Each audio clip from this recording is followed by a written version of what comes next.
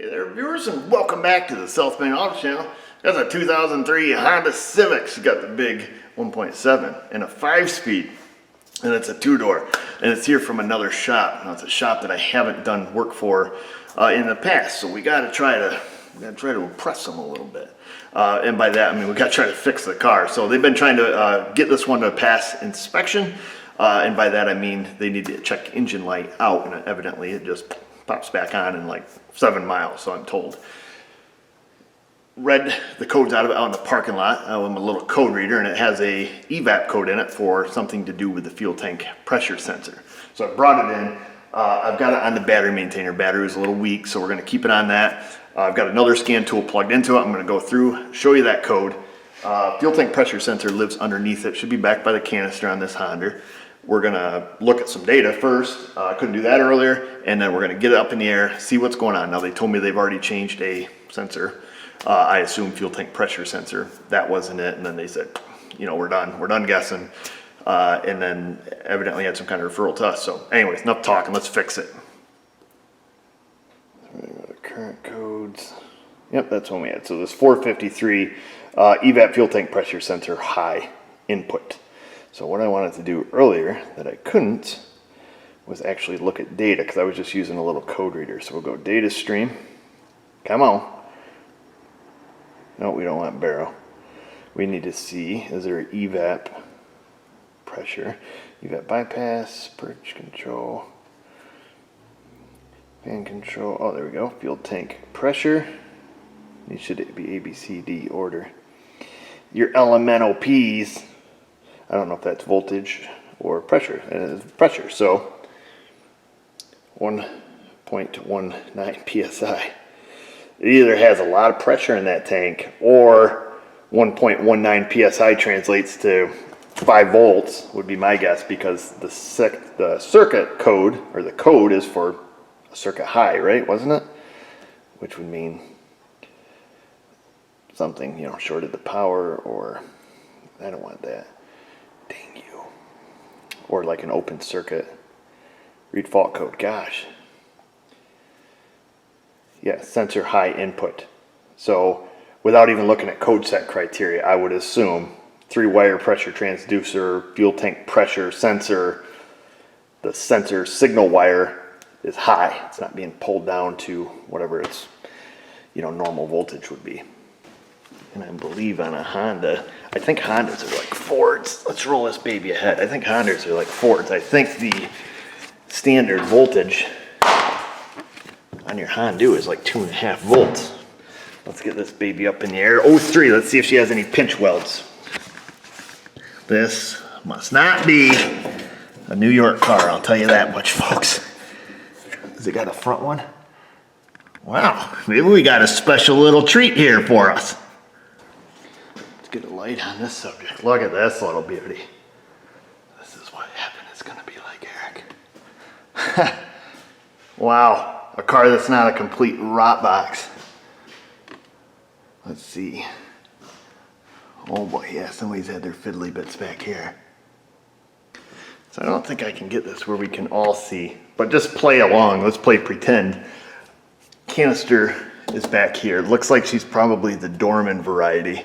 Yes, we got the wallet with wings on it, your classic 911 809er, it says, China. Here's our fuel tank pressure sensor. I don't know, it's new too. Let's get it right down where we can see it right out here in the open. Does that say China on it? It does. It's your classic Dorman 911 718 China. All right, so we got a bunch of Dorman garbage. Chances are... I was going to say, chances are it works, but we all know that's a lie. Let's, just for poop and laughter here, let me go grab a scan tool. So, the scan tool still says 1.18 psi out here living in the wild. Let's take and unplug it, which I would assume would be the same as sensor high. Unplugged 1.19, so nothing has changed. Well, we're right here. Let's try a quick bypass test. One of these is going to be 5 volt reference, or a 5 volt wire, a ground wire, and a signal wire. I will take a quick look to see who's who. We will grab a scan tool. The pins look okay. And then we'll do a couple quick checks, and then we'll do a bypass test where we will take our signal wire and we will force it 5 volts, and then we will force it to ground, and we'll see if our scan data changes. And if it does, great, we just have a bad sensor. And if it doesn't, then we've got a bad PCM or a broken wire or something along those lines. Got us a meter, got us a diagram. According to this, fuel tank pressure sensor.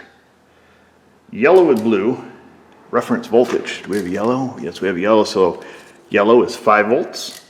The light green is sensor input, so that's our sensor wire, light green.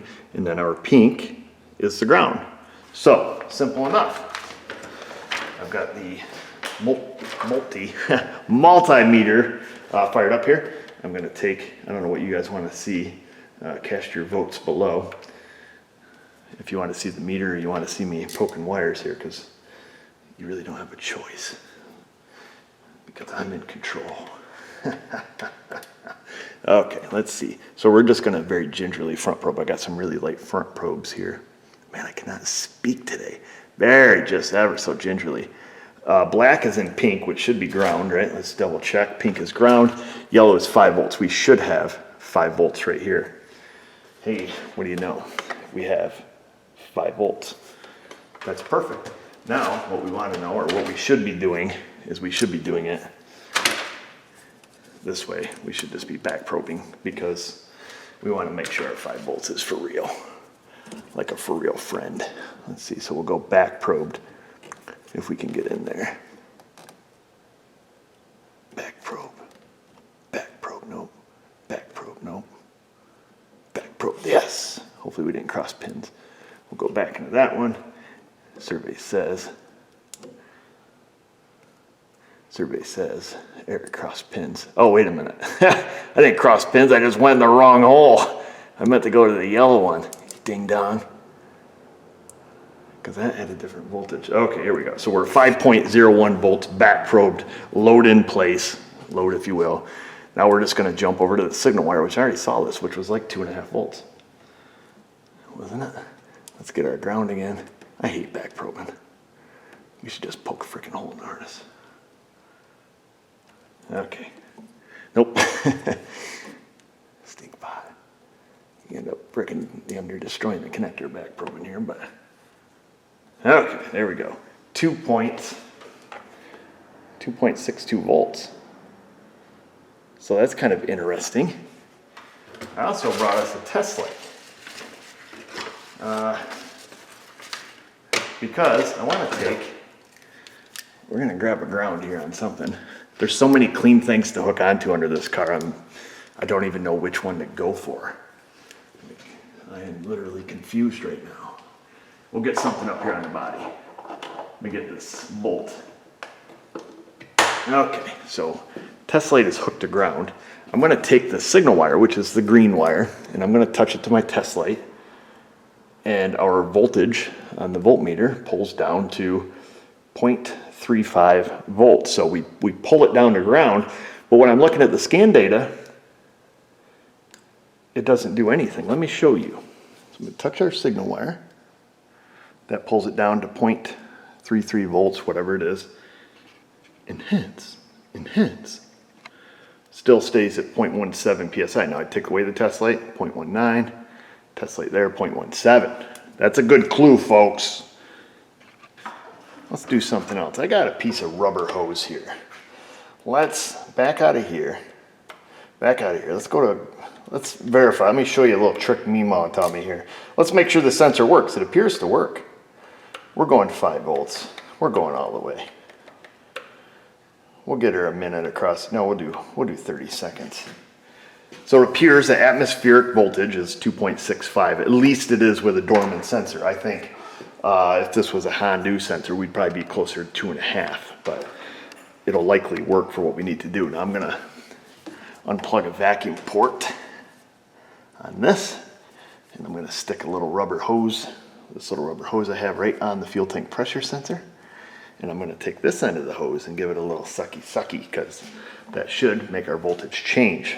Ready? So I'm going to suck on it a little. Then I remove the vacuum. Let's get this thing down where we can see it. Now I'm going to put a little pressure in it and our voltage should go down. Ready? I'm going to blow on it a little. Wow, I'm hired. 0.18. So it looks like our pressure transducer works. When you suck on it or blow on it, our voltage changes. However, our scan data does not. Well, there, we're 95% of the way done.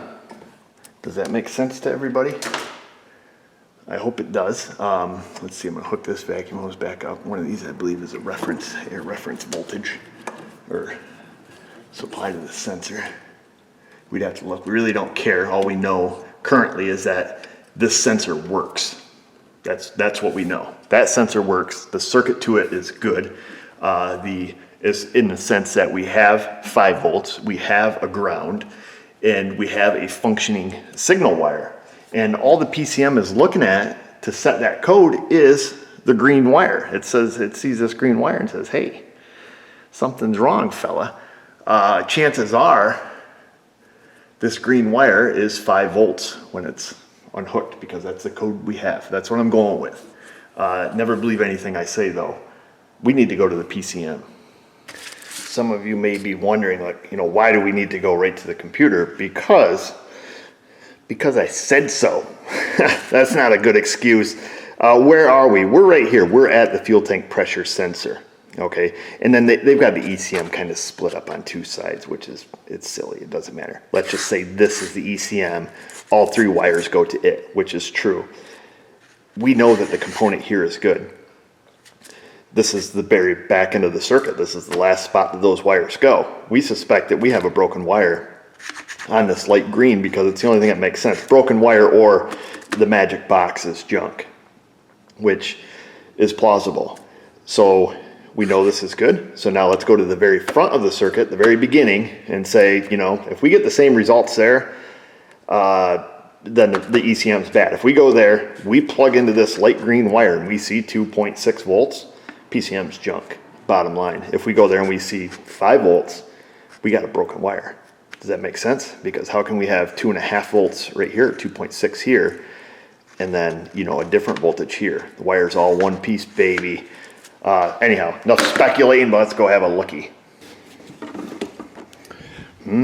Starting to just pile our stuff in here, so hopefully we don't have to make multiple trips. Oh, it's got the Rona mask. All right. Let me set you down. Just starting to say that the PCM, get a nice little seat right here, should be behind our glove box. So now I'm all in and comfy. Let me just set some things down here, folks, while that is bright. I want to get our meter around here where we can see it, or at least where I can share it with you. And then I've got the scan tool, which we will just set up here for right now. And then we've got our test light right here, so we can run the same test. Make sure there's no personal belongings in there. And there's not, but there is no retainers here. Typically you would open the glove box and remove these little black dongers here. So I guess, let me move this now. We'll let that little guy hang. We'll be careful not to push on it. Oh, it looks kind of crappy behind here, folks. Lots and lots of mouse droppings. It doesn't smell, though. That is mouse turds, right? Oh, yeah. Tons of mouse turds.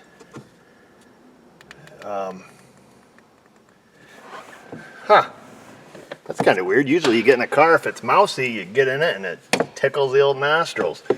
Oh, son of a mother. I need to get the pin out for the ECM. ECM lives back here, where you can't see it.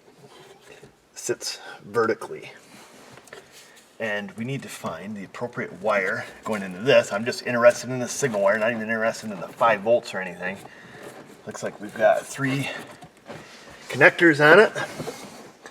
A big one up towards the top and a couple littler ones down there. Let me get a diagram, find out where that wire is, see if we can probe into it, and see if we have the same readings here. If we do, this is getting a box. Hopefully you can see now. So, I got my diagram. And should be top connector, left side, green wire. How many was it down? 1, 2, 3. Where are you, baby? There she is. So it is the fourth one up from the bottom left side, looking at it, pink wire, and then the ground is right next to it. So we're gonna go, or actually the signal is right next to us. We're gonna back probe the ground, which we don't technically have to. And then the green wire, which is our signal wire, which is right next to that one. Fourth one up, middle row. Getting the hole, baby. Come here, honey. Ah, hold still, gotcha. What do we got, folks? Oh.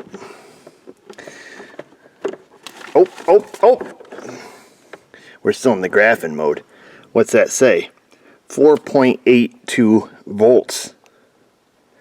Remember, we had 2.6 at the back. Oh, I was really kind of hoping it was a bad ECM.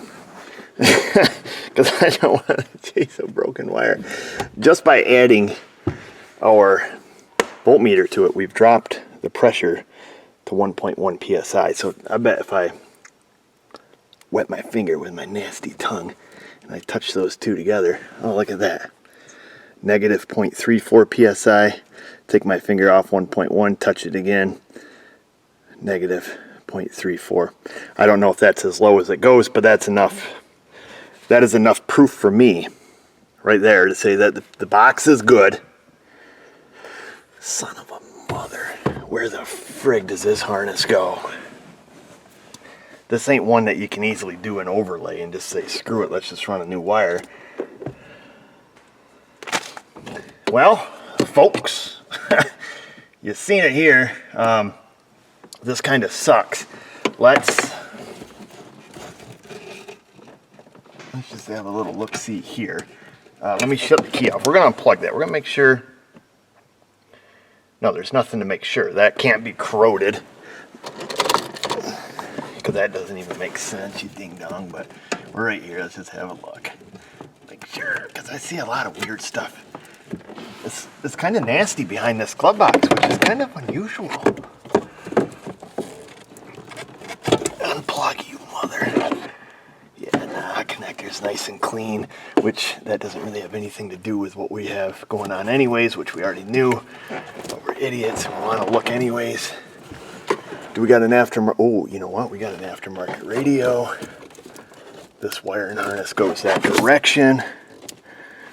Does that mean anything? Did some ding-dong get back there and nick a wire? Because this is kind of unusual. At least unusual in the sense I've never ran across it on a Honda. So what I need to do now, folks, you know what? I think I have. I was going to say we need to get an OE diagram, but I got an OE diagram. Where the frig is it? Not here. That's his inspection papers, registration papers. We need to see if we can split this system down, and we also need to start paying attention to this, okay, to that reading. Remember when we were back there and I probed it, and I brought it to ground? It went from like 1.9 to like 1.19 to 1.17. That tells me that the wire is probably not broke all the way, because we were able to get some sort of change by trying to bring it to ground. So we're probably looking for a corrosion break more than we're looking for just a straight up, you know, I'm open for business. So we might be looking for, like, if there's a connector in line, you know, just a shitty connector, or, you know, somebody's poked it, somebody put a radio in it. I'm going to shut the camera off. I'm going to stick my face up in here, risk my life around these mouse feces, and have a look to see, does this harness, you know, head that direction, kind of look the car over the rest of the way, see if there's any other gizmos, any kind of screws in the floor, anything that gives us a clue. And then I'm going to get an OE diagram and see if there's a connector where we can split the system down.